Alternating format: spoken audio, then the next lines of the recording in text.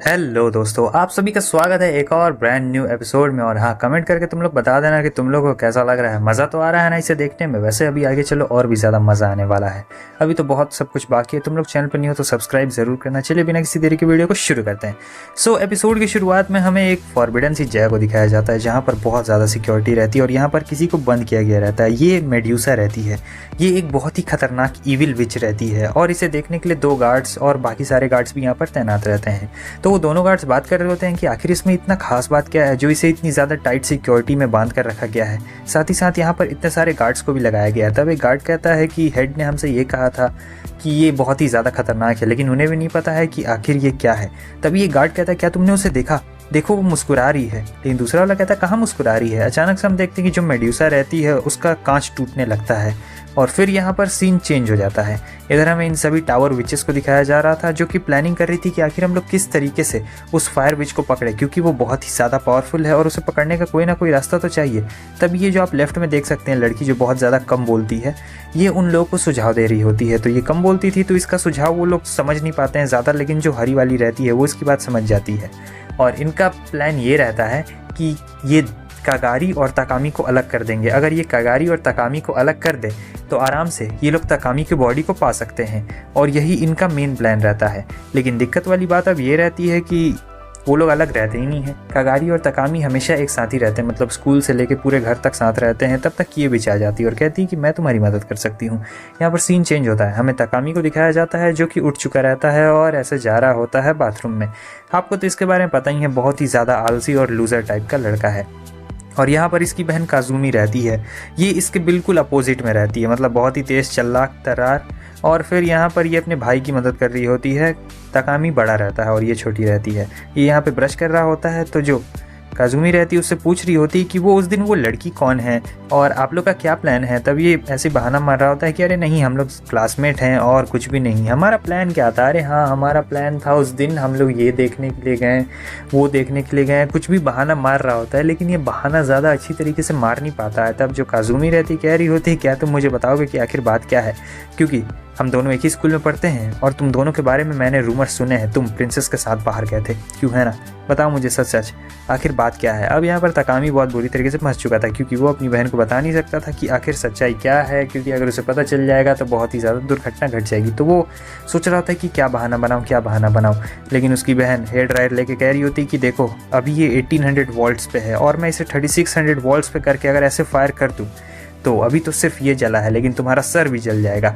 Next scene में हमें दिखाया जाता है कि ये बस का इंतजार कर रही थी। तब तक टावर विचेस उसके पास आ चुकी रहती हैं और दूसरी तरफ हमें ये दिखाया जाता है जो काजुमी रहती है वो कह रही होती है, तुम मुझे बताओगे या फिर नहीं बताओगे?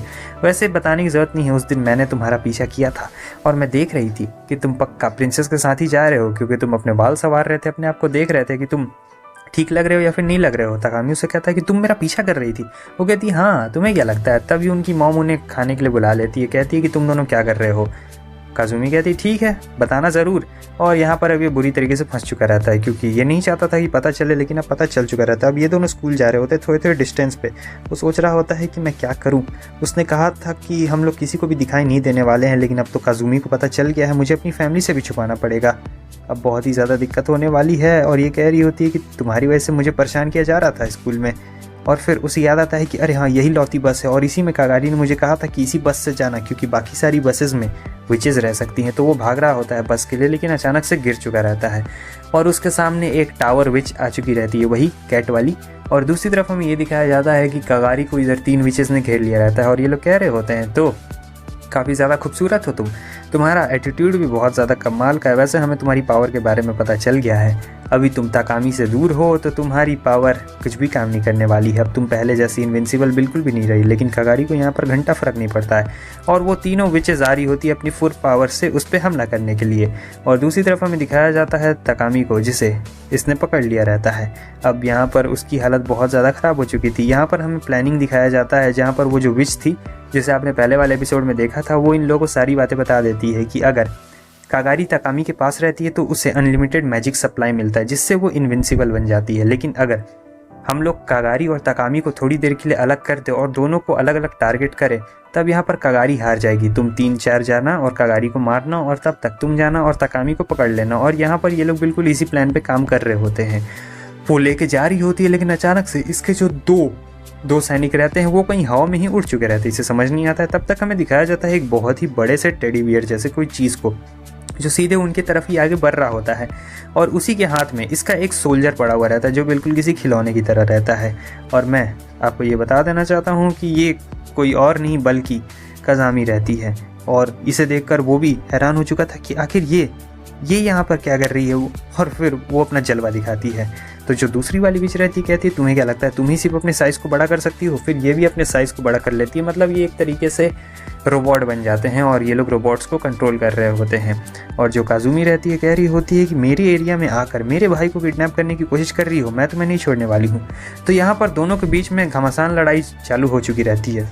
मगर आपको पता है वो जो टावर वाली विच रहती है वो चालबाजी से लड़ना ज़्यादा पसंद करती है, तो वो ऐसे ऐसे लड़ रही होती है। इनका तो पूरा शहर ही इनका रिंग बन चुका रहता है। देख सकते हैं कैसे कैसे ये लोग F19 F15 सब चीज़ दे रहे होते हैं। बहुत ही खतरनाक वाला चल रहा होता है। लेकिन जो काजुमी रहती है वो मारती है दूसरे वाले के चेहरे पर एक जोरदार पंच, और वो वहीं पे ढेर हो चुकी रहती है। काजुमी कहती है कि हाँ तुम्हें क्या लगता है तुम मेरे बियर से जीत सकती हो? लेकिन तब तक पीछे से एक और आ जाता है और ये डायनासोर जैसा रहता है। ये काजुमी पे हमला कर देता है। अब काजुमी बहुत बुरी तरीके से दोनों तरफ से फंस चुकी रहती है।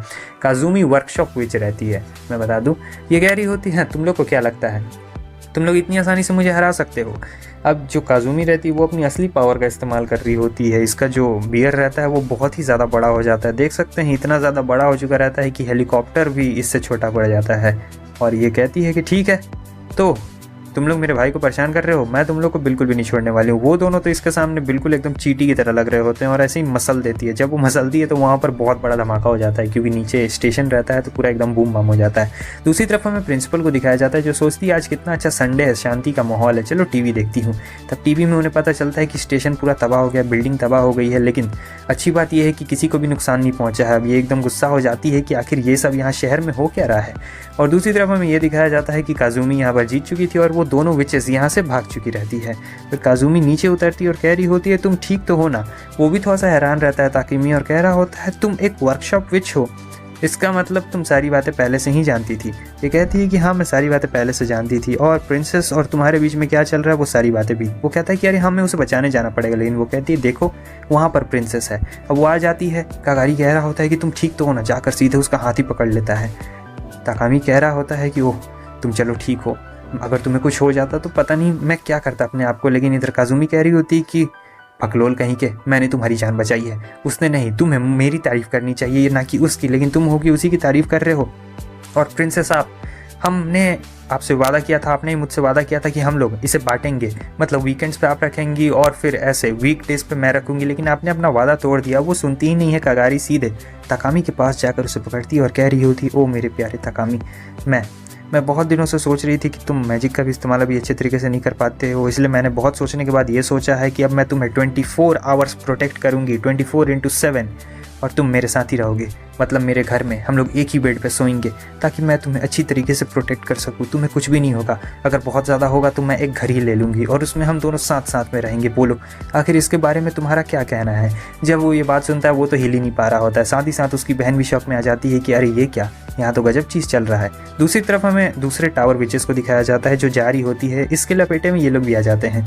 तब तक हमें एक क्रोकोडाइल को दिखाया जाता है। इस क्रोकोडाइल को आपने पहले कभी देखा हो, लेकिन ये भी टावर विचेस के हेड के लिए काम करता है। वो लोग कह रही होती है तुम हमसे लड़ना चाहते हो तो ठीक है लड़ते हैं। यहाँ पर हमें उसी टावर विच को दिखाया जाता है जो कि जान चुकी रहती है कि कागारी कोई नॉर्मल खिलाड़ी बिल्कुल भी नहीं है, क्योंकि उसने उन चारों विचेस को लटका दिया रहता है और सोच रही होती है कि इसे हराने के लिए मुझे कुछ स्पेशल करना पड़ेगा, मतलब कुछ बहुत ही ज़्यादा स्पेशल जिससे मैं इसे हरा सकूं।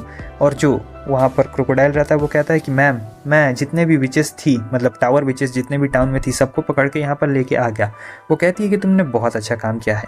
और दूसरी तरफ हमें प्रिंसिपल को दिखाया जाता है, यानी कागारी की मॉम को, जिन्हें ये पता चलता है कि जो मेडियो सामा है, यानी वो जो अजीब सी विच थी, वो बाहर निकल चुकी है। और ये बहुत ही ज़्यादा खतरनाक विच है, मतलब इतनी ज़्यादा खतरनाक कि पूरा शहर तबाह हो सकता है। अब इन्हें चिंता इस बात की हो रही होती है कि अब जो वर्कशॉप विचेस है उनका काम और भी ज़्यादा बढ़ गया है, क्योंकि अगर वो बाहर निकल चुकी है इसका मतलब तबाही कहीं भी और कभी भी हो सकती है। तो दोस्तों हमारा ये वाला एपिसोड तो यहीं पे ख़त्म हो जाता है।